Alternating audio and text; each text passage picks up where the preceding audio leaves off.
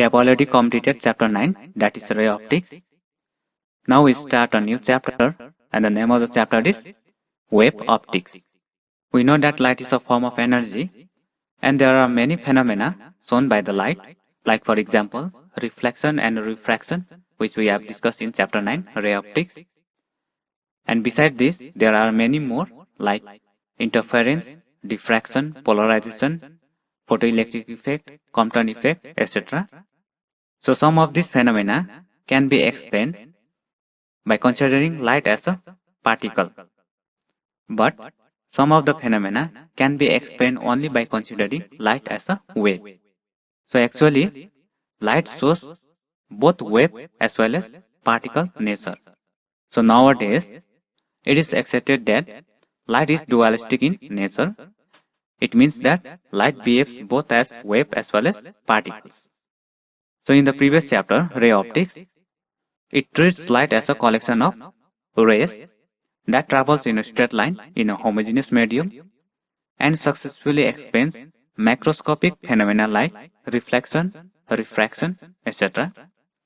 But it cannot explain the other phenomena of light like interference, diffraction, etc. So in this new chapter, wave optics, we will treat light as a wave, and we will see later on that this wave optics can successfully explain the microscopic phenomena like interference, diffraction, polarization, etc., but cannot explain the other phenomena like double refraction, photoelectric effect, Compton effect, etc. At first, let us know about wavefront. So here we consider a calm pool of water. So initially, the water is undisturbed. Now what happens when we throw a stone on it? When we throw a stone on the calm pool of water, then the waves spread out in all directions from the point of impact. So at any instant, if we look at the surface of the water, then we will see a circular rings around the point of impact. And each and every point on a single circular ring will be equidistant from the point of impact, and they are oscillating in a phase. Such a locus of points which oscillate in phase is called a wavefront. After understanding wavefront, let us now define wavefront. A wavefront is a continuous locus of all such particles of the medium which are vibrating in the same phase of oscillation at any instant. So the phase difference between any two points on the wavefront is zero. So here in the diagram, the point of impact is the center, and these circular rings are the wavefronts. So every point on the wavefront will be in phase. So that means the phase difference between any two points on the wavefront will be zero. The energy of the wave travels in a direction perpendicular to the wavefront. So from the point of disturbances, in this case it is at the center, the wave along with it carries energy also, and the direction of flow of energy is given by this arrow. There are three types of wavefronts, and they are spherical wavefront, which is given by the point source, cylindrical wavefront given by the linear source, plane wavefront given by the distant source. Now if the source is a point source, then the spherical wavefront will be given out, and here this circular ring, it represents the spherical wavefront, and the energy carried by this wave will travel in a direction given by this arrow. Now if the source is linear, so here the source is linear or straight, so this kind of source will give a cylindrical wavefront, and the direction in which the energy of the wave travels is given by the arrow. And if the source is very far away, like for example, sun is very far away from us, the wavefront which will be reaching to us from the sun will be plane wavefront.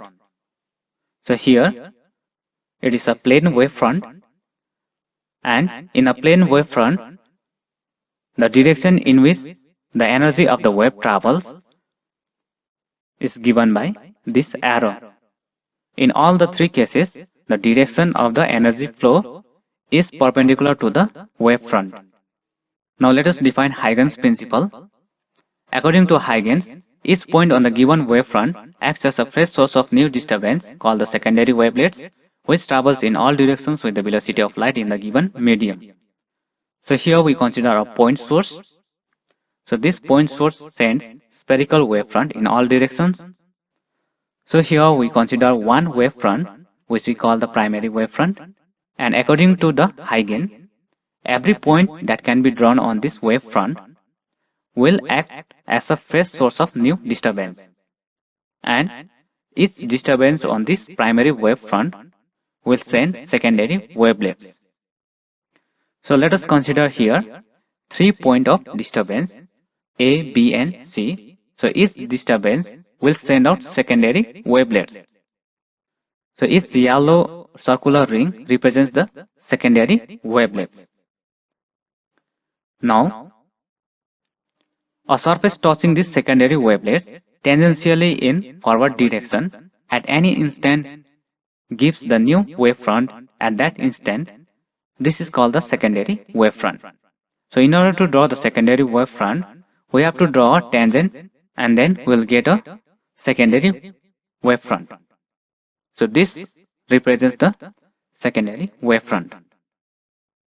Now using Huygens principle, we have to prove the laws of reflection. The laws of reflection means the angle of incidence is equal to angle of reflection. So by treating light as a wave, we need to show that angle I equals to angle R. So here we first consider the plane mirror Mn, and then let AB be the incident wavefront, and we can draw any two rays which will be perpendicular to this wavefront. So these are the two rays.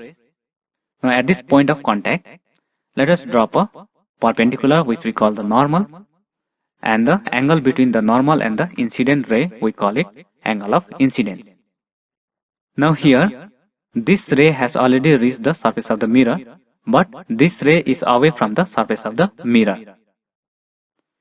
So this ray has to travel a distance which is equal to BC in order to reach the mirror surface. Now in the meantime, the ray from A will be reflected and will cover a equal distance which is equal to BC. Now taking length equal to BC, from the point A we draw an arc. So this is an arc. Now from the point C we draw a tangent to the arc, and from this point of contact we draw a reflected ray. So this is the reflected ray. The angle between the normal and the reflected ray we call it angle of reflection, so which is denoted by R. So here AB is the incident wavefront and EC is the reflected wavefront, and by geometry this angle will be angle I and this will be angle R. Now let us write, let AB be the plane wavefront incident on reflecting surface Mn and I be the angle of incidence. And according to the Huygens principle, if t be the time taken by the secondary wavelets to reach from B to C, then in the same time, the wavelets from A will reach the point E. So from the diagram, this BC is equal to AE. Then the tangent drawn from C to E represents the reflected wavefront. So in this diagram, this red line represents the incident wavefront, while the blue line represents the reflected wavefront. Now in order to prove angle I equals to angle R, we need to prove that the two triangles given by the name AEC and another triangle ABC to be congruent, and from there we will prove that angle I equals to angle R. Now in triangle AEC and triangle ABC, AC equals to AC because this side AC is common to both the triangles AEC as well as ABC. And second is BC equals to AE. So this side BC and this side of another triangle AE are equal as we have obtained earlier. And in these two triangles, this angle E and angle B are 90 degree each. Therefore, by congruence condition of two triangles, angle I equals to angle R. Hence, the angle of incidence is equal to the angle of reflection, which is the first law. Further, the incident ray, the normal and the reflected ray are respectively perpendicular to the incident wavefront, the reflecting surface and the reflected wavefront. Therefore, they all lie in the same plane, so this proves the second law of reflection.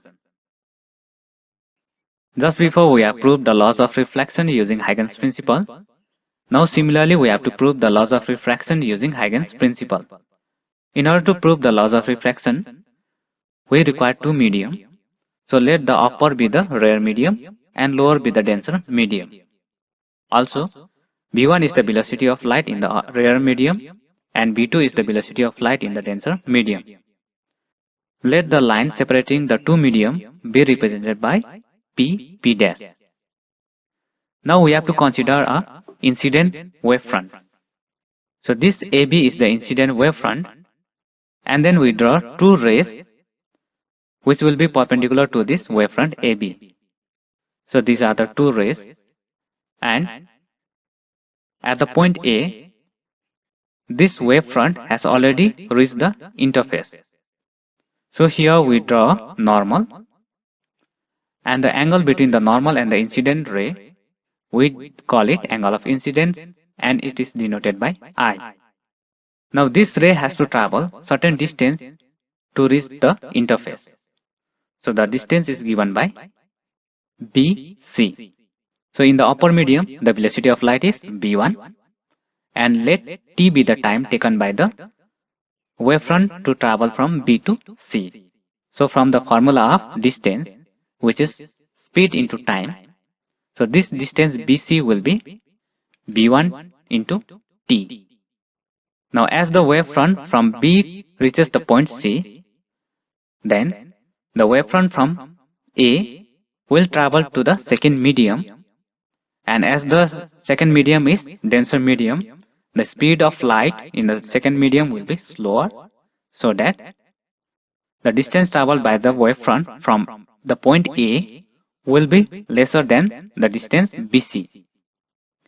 So here we draw an arc having radius v2 into t, and from this point C we draw a tangent to the arc, and then we draw a refracted ray, which is represented by AE, and this EC is the refracted wavefront, and the angle between the normal and the refracted ray is the angle of refraction, which is denoted by R, and by geometry this angle B and angle E will be 90 degree, and this angle is I and this angle is R.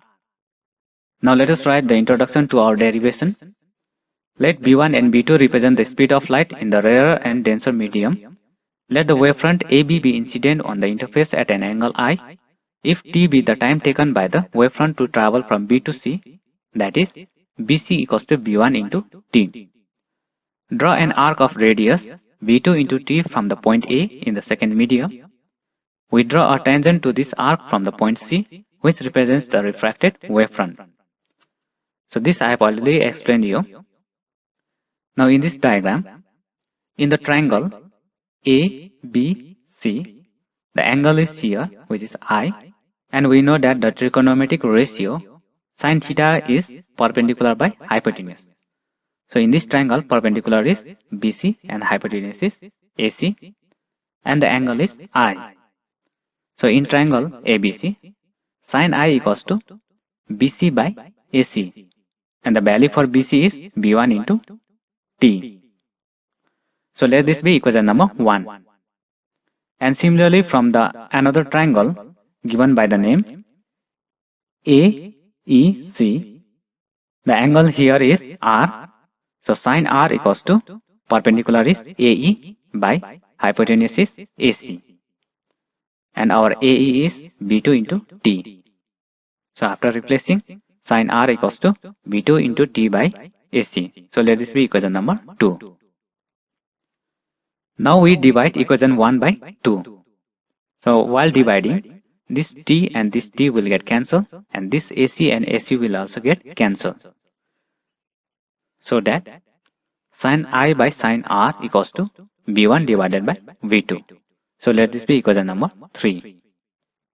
Now for the rare medium, the velocity of light in the rare medium is V1, and let the refractive index of the rare medium be represented by N1. And if C be the velocity of light in the vacuum, then we can write refractive index N1 equals to C by V1. So this is for the first medium, which is the rare medium. Now similarly, we can write for the second medium also, N2 equals to C by V2. So from here we will get the expression for B1. So B1 will be C by N1, and from the second expression we will get the value for B2. So B2 equals to C by N2. Now replacing the value of B1 and B2 in equation number 3, we will get sin I by sin R equals to N2 by N1. Or in other words, we can write N1 sin I equals to N2 sin R. So which is the Snell's law. Further, the incident ray, the normal and the refracted ray are respectively perpendicular to the incident wavefront, the dividing surface, and the refracted wavefront. Therefore, they all lie in the same plane. So this proves the another law of refraction.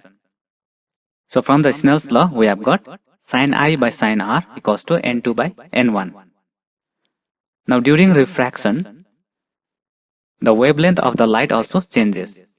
So if lambda 1 be the wavelength of light in the rare medium and lambda 2 be the wavelength of light in the denser medium, then we can write lambda 1 by lambda 2 equals to V1 by V2. So during refraction, the speed and the wavelength of light changes, but the frequency remains unchanged.